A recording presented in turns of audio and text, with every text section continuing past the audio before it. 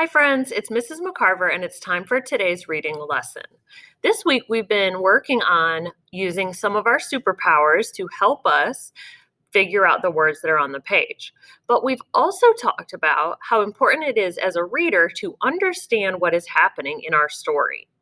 That means we know what's on the page, but we're also thinking about what's actually happening by reading the correct words. We talked about that when we talked about finding those words we know in a snap and reading them correctly. The next thing we're going to talk about to help us understand the story is to think about the characters. Remember, the characters are the people, animals, or sometimes even things that the story is about. And we're going to think about the characters, ask ourselves, what are they doing? And how are they feeling? So yesterday, I was reading this book, I Can Swim. And actually, it was a pretty easy book.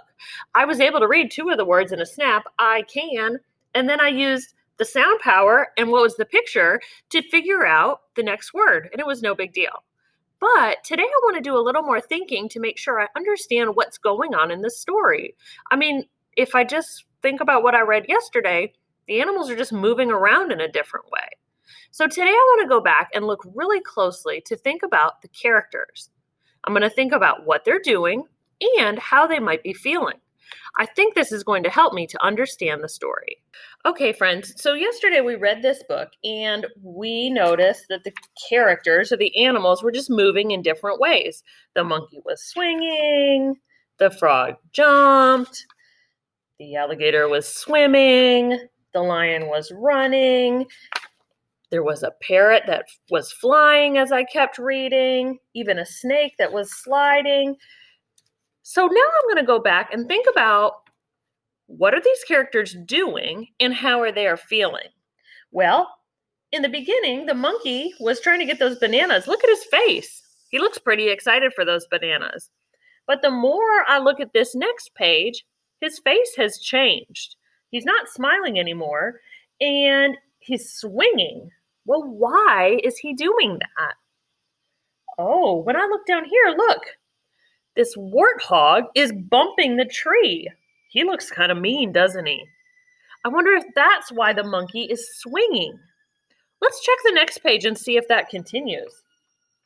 Here's our frog, happy as can be, just jumping around. But then he's not happy anymore, just like the monkey. It looks like this big, mean warthog is coming after him. So now when I think about what I was reading, how the animals were moving, and I think about what they're doing, it's like they're trying to get away from this warthog. They don't look like they're feeling very happy anymore. I think they're feeling scared, nervous. Let's see. Okay, here's our alligator or our crocodile. He was swimming. Oh, here comes that warthog again, and he does not look happy.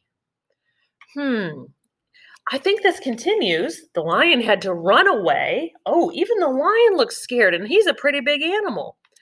This makes me understand what's happening at the very end. At the very end, here are all the animals back together. They're looking kind of happy again. Here's that warthog. He's not looking so mean now, is he? He's not looking very happy because the elephant is squirting him with water. Now I understand why the elephant is squirting the warthog. All alone, the warthog has been chasing all these other animals and they were scared or upset. But he finally got their friend the elephant to stand up for them. Now that I know what the characters are doing and how they're feeling, it helps me to understand what this story is all about. Friends, now it's your turn. Today, when you're reading, I want you to try to do a little thinking about the characters that you see in your book.